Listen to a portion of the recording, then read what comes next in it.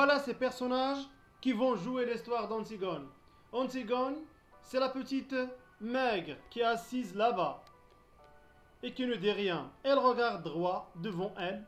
Elle pense qu'il va être Antigone tout à l'heure, qu'il va surgir soudain de la maigre jeune fille noirotte et renfermée, que personne ne prenait au sérieux dans la famille et se dressait seule en face du monde, seul en face de Créon, son oncle, qui est le roi. Elle pense qu'il va mourir, qu'il est jeune, qu'il aussi, elle aurait bien un vivre, mais il n'y a rien à faire. Elle s'appelle Antigone et il va falloir qu'il joue son rôle jusqu'au bout. Et depuis que ce rideau s'est levé, elle sent qu'il s'éloigne à une vitesse vertigineuse de sa sœur Ismène, qui bavarde et rit avec un jeune homme de nous tous, qui sommes là-bas tranquilles à la regarder, de nous qui n'avons pas à mourir ce soir. Le jeune homme avec qui parle la blonde, la belle, l'heureuse Ismène, c'est Iman, le fils du Créon. Elle est le fiancé d'Antigone. Tout le portait vers Ismène. Son goût de bonheur et de la réussite, sa sensualité aussi, car Ismène est bien plus jolie qu'Antigone. Et puis, un soir de bal, où elle n'avait dansé qu'avec Ismène. Un soir où Ismène avait été éblouissante dans sa nouvelle robe. Il a été trouvé Antigone qui rêvait dans un coin, comme en ce moment, ses bras entourant ses genoux, et lui a demandé d'être sa femme. Personne n'a jamais compris pourquoi. Antigone a levé son étonnement, ses yeux graves sur lui, et elle lui a dit oui avec un petit sourire triste. L'orchestre attaquait une nouvelle danse. Ismène rit aux éclats là-bas au milieu des autres garçons. Et voilà maintenant, lui, il allait être le mari d'Antigone. Il ne savait pas qu'il ne devrait jamais exister de mari d'Antigone sur cette terre et que ce titre princier lui est donné seulement le droit de mourir. Cet homme robuste, aux cheveux blancs, qui médite là près de son page, c'est Créon. C'est le roi. Il a des rides. Il est fatigué. Il joue au jeu difficile de conduire les hommes.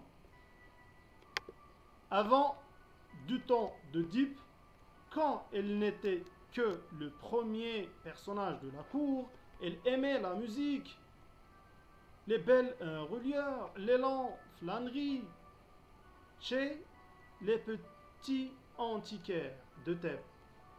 Mais Oedipe et ses fils sont morts. Il a laissé ses livres, ses objets, il a retroussé ses manches et il a pris leur place. Quelquefois le soir, il est fatigué. Il se demande s'il n'est pas vain de conduire les hommes, si cela n'est pas un office sordide qu'on doit laisser à d'autres plus frustes. Et puis, au matin, des problèmes précis se posent qu'il faut résoudre et il se lève tranquille comme un ouvrier au seuil de sa journée. La vieille dame qui trécoute à côté de la nourrice qui a élevé les deux petites, c'est Eurydice, la femme de Créon. Elle trécoutera pendant toute la tragédie jusqu'à ce que son tour vienne de se lever et de mourir. Elle est bonne, digne, aimante. Elle ne lui est d'aucun secours. Créon est seul avec son petit page, qui est trop petit et qui ne peut rien non plus pour lui. Ce garçon pâle, là-bas, qui rêve adossé au mur, c'est le messager. C'est lui qui viendra annoncer la mort d'Aimant tout à l'heure. C'est pour cela qu'il n'a pas envie de bavarder, ni de se mêler aux autres. Il sait déjà. Enfin, les trois hommes rougeaux qui jouent aux cartes, leur chapeau sur la nuque, ce sont les gardes. Ce ne sont pas de mauvaises bougres. Ils ont des femmes, des enfants et de petits ennuis, comme tout le monde, mais ils vous empoigneront les accusés le plus tranquillement du monde tout à l'heure. Ils sentent l'aile, le cuir et le vin rouge, et ils sont dépourvus de toute imagination. Ce sont les auxiliaires, toujours, et ne sont satisfaits eux d'eux-mêmes de la justice, pour le moment, jusqu'à ce qu'un nouveau chef de Thèbes, dûme mandaté, leur ordonne de l'arrêter à son tour. Ce sont les auxiliaires de la justice de Créon. Et maintenant que vous les connaissez tous, ils vont pouvoir vous jouer leur histoire. Il commence au moment où les deux fils d'Oedipe, Étiocle et Polynèse, qui devaient régner sur Thèbes, un an chacun à tour de rôle, se sont battus et entretués sous les murs de la ville. Étiocle, l'aîné, au terme de la première année de pouvoir, ayant refusé de céder la place à son frère. Sept grands princes étranges que Polynèse avait gagnés à sa cause ont été diffés devant les 7 portes de Thèbes. Maintenant, la ville est sauvée, les deux frères ennemis sont morts, et Créon, le roi, a ordonné qu'à Étiocle, le bon frère, il serait fait d'imposantes funérailles, mais que Polynèse, le vaurin, voilà, le révolte, le voyou, serait laissé sans pleurs et sans sépulture, la proie des corbeaux, la proie des corbeaux et des chacals. Quiconque osera lui rendre des devoirs funèbres sera impitoyablement puni de mort. Assalamu alaikum wa rahmatullahi wa barakatuh. بعد قرينا le prologue, voilà, on passe à la compréhension.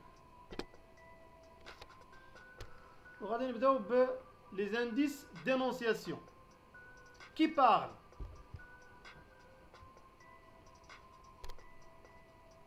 C'est le prologue. À qui?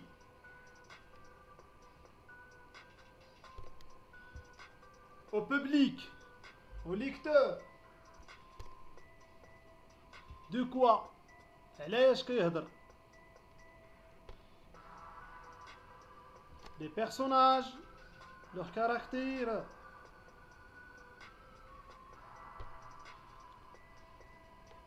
Pourquoi? Présenter, informer. Les caractéristiques de texte. Le genre. جاوب من عندك انت. Voilà. Une tragédie moderne. Le type.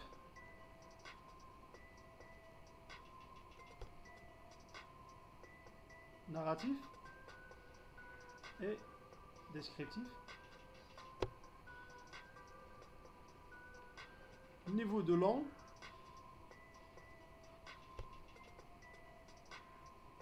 Courant.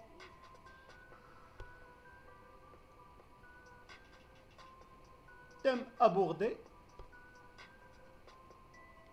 La mort, la fatalité.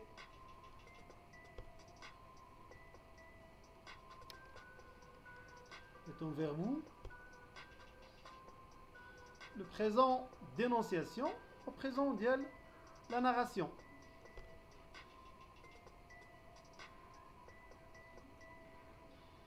Dans une pièce de théâtre, comment appelle-t-on ce premier extrait? شفنا في لو رومان autobiographique ديال أحمد السفريوي باللي le commencement ديال ce roman, comment il s'appelle, كنسميوه l'incipit. مي هنايا في une pièce de théâtre اش كنسميوها début ديال l'ouvrage. Voilà. Une scène d'exposition.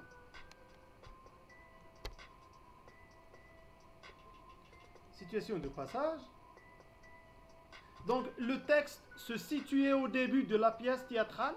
Il s'agit de prologue qui joue ici le rôle d'une scène d'exposition. Présentation des personnages. هذوما les axes اللي غادي نتريتيو في le prologue, le passage. Voilà, ces personnages sont présentés par ordre de proximité familiale. Il commence par la présentation des personnages appartenant à la famille royale, puis elle présente les serviteurs. غادي نبداو هنا في البريزونطاسيون. بدينا بالأسرة الملكية. Premier personnage غادي نبداو به c'est normalement c'est Antigone.